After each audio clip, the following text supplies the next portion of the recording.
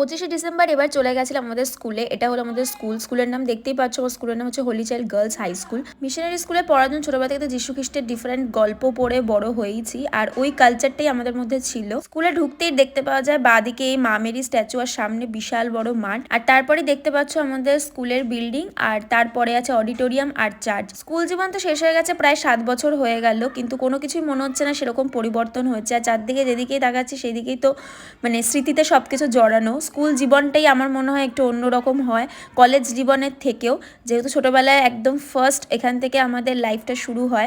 এটাই হলো আমাদের চার্চ, আর চার্চের সামনেরাও খুব সুন্দর করে সাজিয়েছিল। অনেক সিস্টারদের সাথেও দেখা হয়েছে। তোমাদের কাছে স্কুল জীবনটা এক কথায় কি, সেটা প্লিজ আমাকে কমেন্ট করে জানিও। স্কুলের সামনের দিকটা অন্ধকার ছিল, বাট তাও তোমাদের বিল্ডিংটা দেখিয়ে দিলাম। ক্লাসরুম আর করিডোরটাকে বড্ড মিস করি। এরপরে বন্ধুরা মিলে একটা জায়গায় যাওয়ার প্ল্যান আছে, সেটার জন্য খুব এক্সাইটেড, তাই নাচতে নাচতে স্কুল থেকে বেরিয়ে গেলাম। তো চলো দেখা হচ্ছে তোমাদের সাথে নেক্সট ব্লগে। টাটা।